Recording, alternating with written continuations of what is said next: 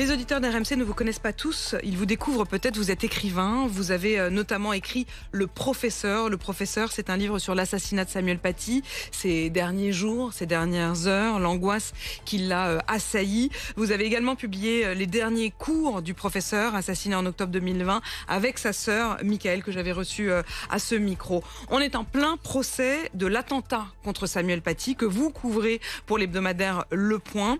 Et au même moment, il y a ce bouleversement en Syrie. Et vous avez révélé qu'il y a un lien entre les deux que nous n'avions pas forcément vu.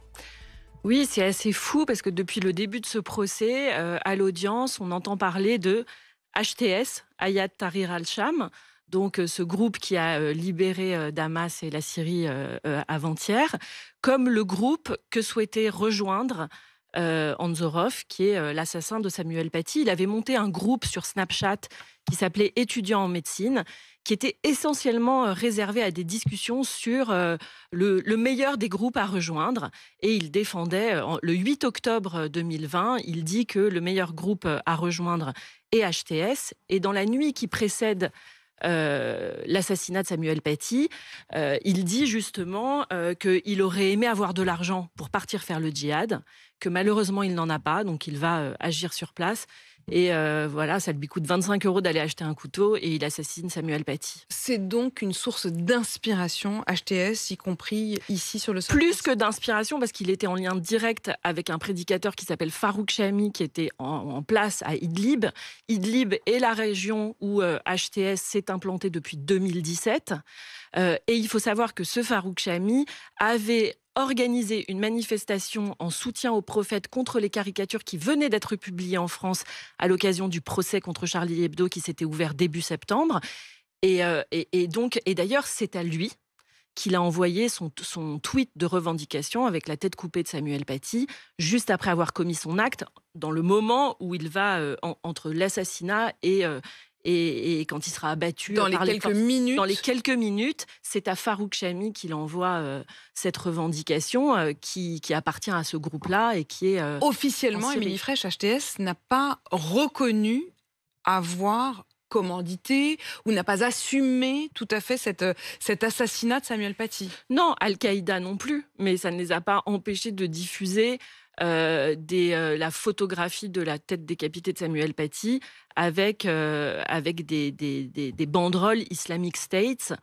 Donc c'est pas une revendication comme un acte qu'ils auraient commandité, mais c'est quelque chose qu'ils récupèrent. C'est de l'ordre de la récupération après coup. Il y a évidemment des inquiétudes aussi à propos d'un certain nombre de djihadistes français qui se seraient à un moment ou à un autre sortis des écrans radars des services secrets français et qui auraient en réalité rejoint les rangs d'HTS. Il y en a un qui semble-t-il refait surface ces derniers jours. Il s'appelle Omar Homsen. C'est un recruteur qui avait longtemps été dit mort mais qui en réalité ne le serait pas. Recruteur qui avait convaincu de nombreux Français de rejoindre la Syrie, dont certains qui avaient participé aux attentats du 13 novembre.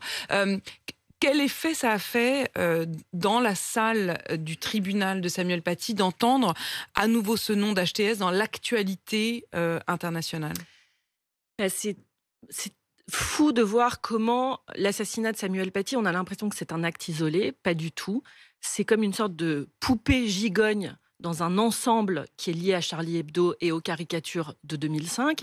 Et il y a HTS, mais il y a aussi une autre organisation terroriste qui a occupé tout le procès, c'est le Hamas, avec la figure d'Abdelhakim Sifrioui, qui est un militant islamiste, qui a été à l'origine d'une des vidéos de la cabale contre Samuel Paty, et dont on a retrouvé dans son téléphone pas moins de 11 contacts de hauts dignitaires du Hamas. Il faut savoir que la charte du Hamas appelle au djihad islamique pour l'application de la charia.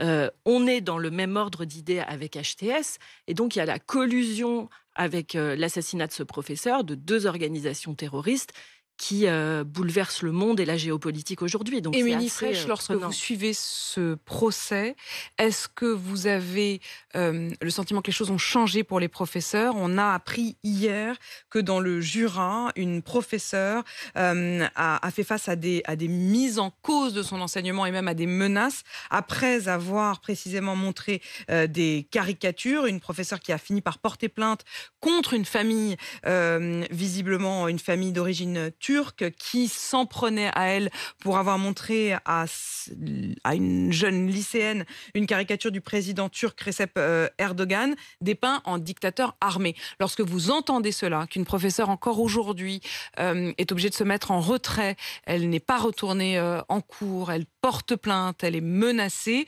est-ce que ce procès est un procès effectivement isolé d'un professeur, ou est-ce que vous vous dites, vous entendez les témoignages des uns et des autres, que malheureusement ce qui est arrivé pourrait arriver à nouveau? C'est vrai que depuis que je couvre ce procès, je deviens le sorte de réceptacle de beaucoup de témoignages de professeurs qui sont évidemment dans la peur, qui ont dû être mutés rapidement.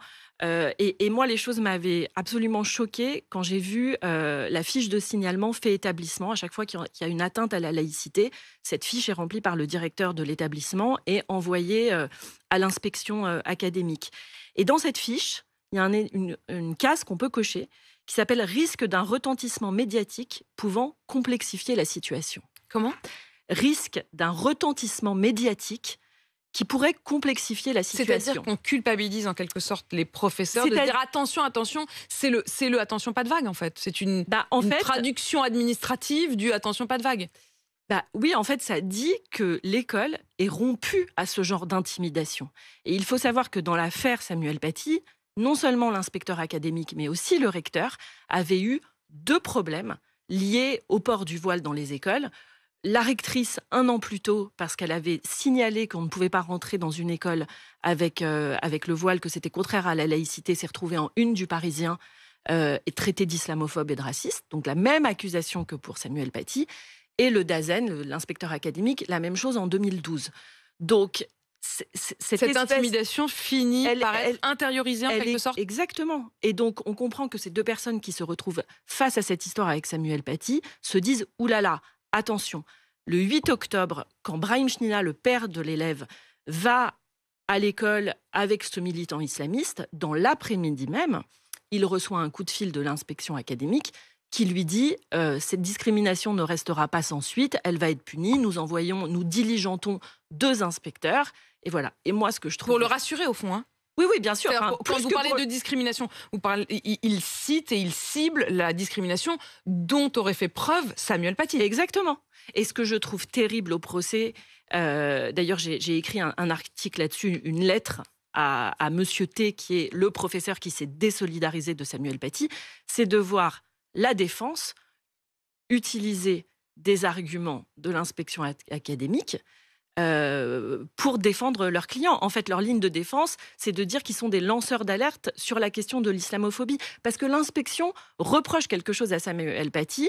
Il dit, dans son rapport d'inspection, que Samuel Paty a une lecture erronée de la laïcité, alors que Samuel Paty dit la laïcité, c'est le respect des croyances.